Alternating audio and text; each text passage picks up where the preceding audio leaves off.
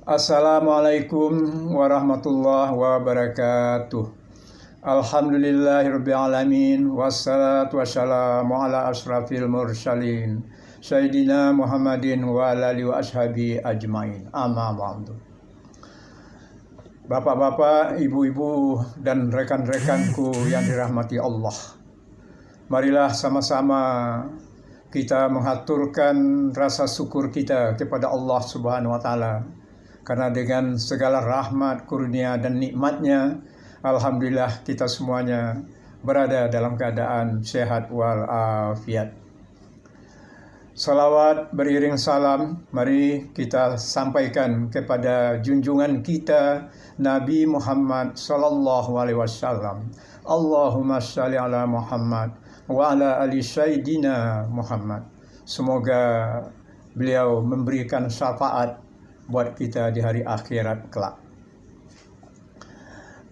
Pada kesempatan ini, marilah sama-sama kita mengikuti penyampaian ringkasan tafsir ayat-ayat Al-Quran yang mengacu kepada kitab Tafsir Al-Azhar karangan Buya Hamka yang pada kali ini adalah tema yang ke-9, anjuran berdoa.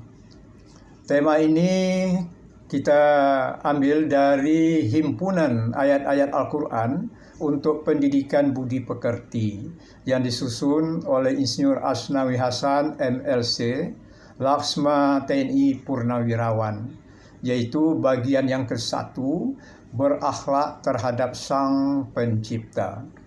Ayat-ayatnya adalah surat Al-Mu'min ayat 60, Al-A'raf 55, Al-Baqarah 186, dan An-Namal 62. Pada pangkal ayat 60 surat Al-Mu'min, Allah berfirman, A'udzu billahi minasyaitonir rajim. Bismillahirrahmanirrahim. Wa qala rabbukum ud'uni astajib lakum. Artinya, dan bersabdalah Tuhan kamu, berserulah kepadaku, niscaya akan aku perkenankan bagimu. Seruan kepada Allah, munajat atau doa, mempunyai beberapa adab yang mesti dijaga. Yang pertama adalah ikhlas hati kepadanya, tidak teringat yang lain sama sekali. Kedua, percaya bahwa permohonan akan dikabulkan. Dan yang ketiga, menanam kepercayaan penuh dan menghadapkan diri kepada Allah. Adapun terkabulnya doa adalah kurnia kedua.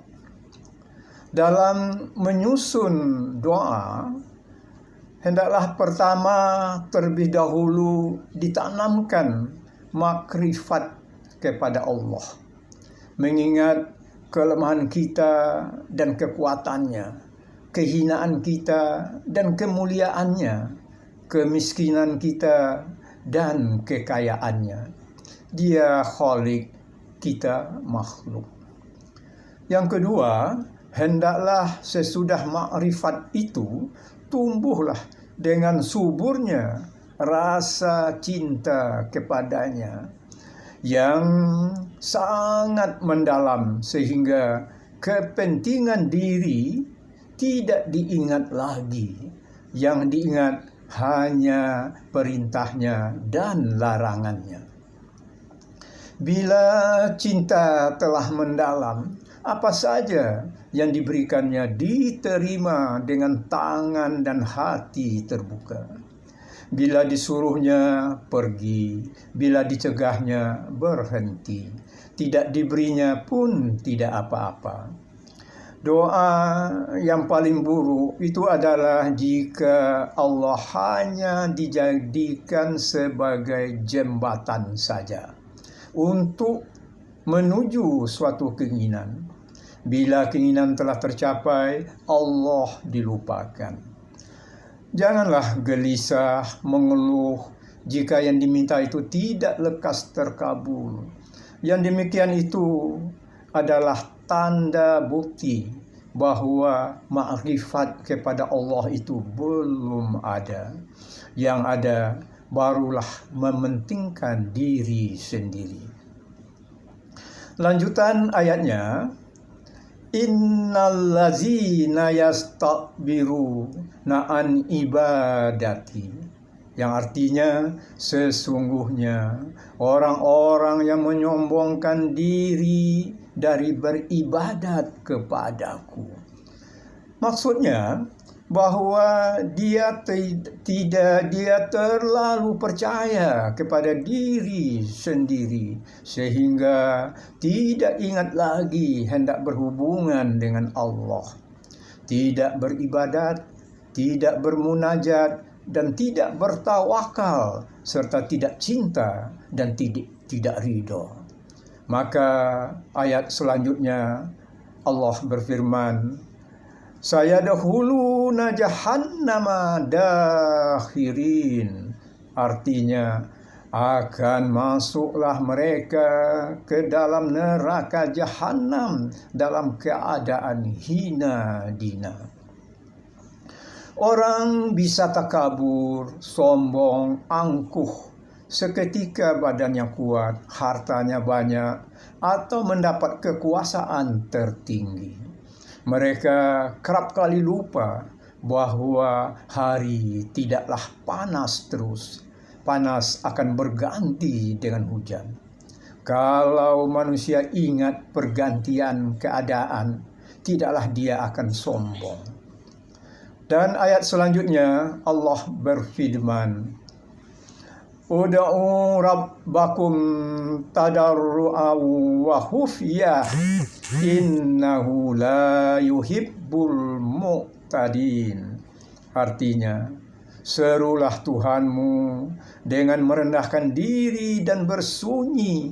Sesungguhnya Dia tidaklah suka kepada orang-orang yang melewati batas. Dari ayat ini terdapat ada dua cara untuk menyeru atau berdoa kepada Allah.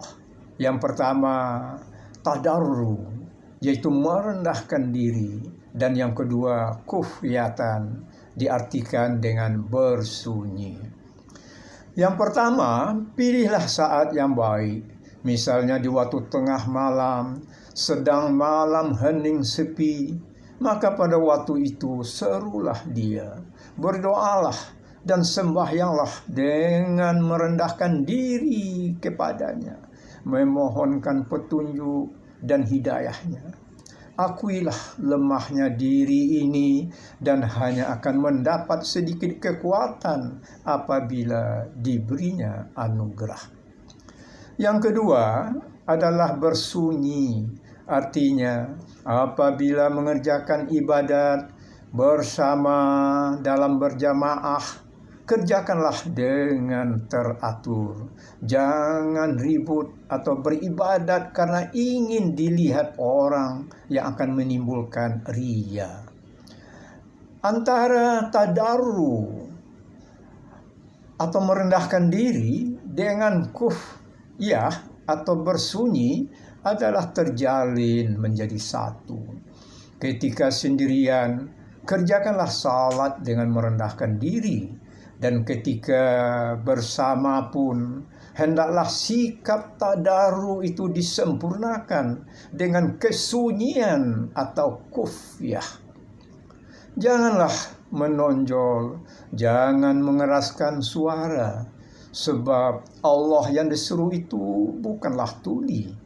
Kemudian Allah tidak suka kepada orang-orang yang meliwati batas.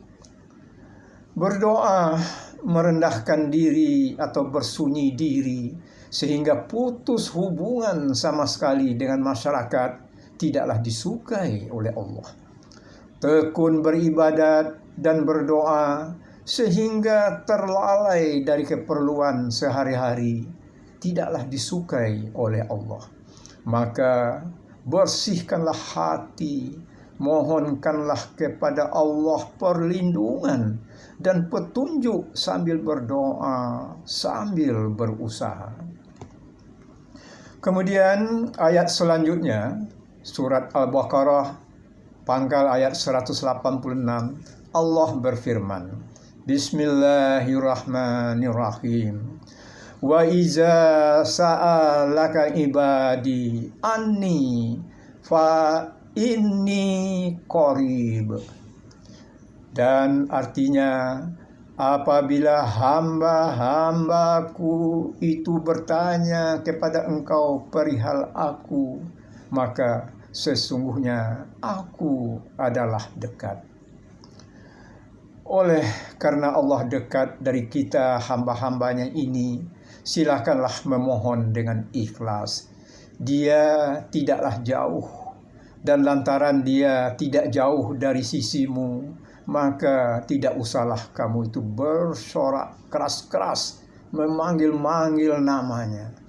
Kemudian lantaran dia itu dekat, tidaklah perlu memakai orang perantaraan atau wasilah. Kemudian lanjutan ayat tadi, Allah bersabda, Ujibu da'watad da'i iza da'an. Artinya, aku perkenankan permohonan orang yang memohon apabila dia memohon kepadaku. Kesan yang kita dapat dari ayat ini adalah Tuhan telah menutup pintu yang lain. Tuhan menyuruh kita langsung kepadanya, dan Tuhan menjelaskan, kepadaku saja supaya permohonanmu itu terkabul.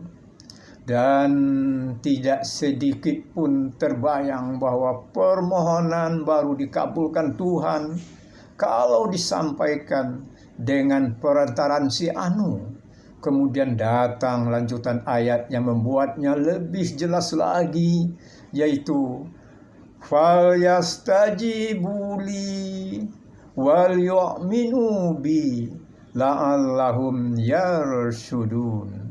Artinya, maka hendaklah mereka sambut seruanku dan hendaklah mereka percaya kepadaku supaya mereka beroleh kecerdikan. Terang sekali ayat ini, tidak berbelit-belit, yaitu pertama, Tuhan itu dekat. Yang kedua, segala permohonan hambanya akan mendapat perhatian sepenuhnya.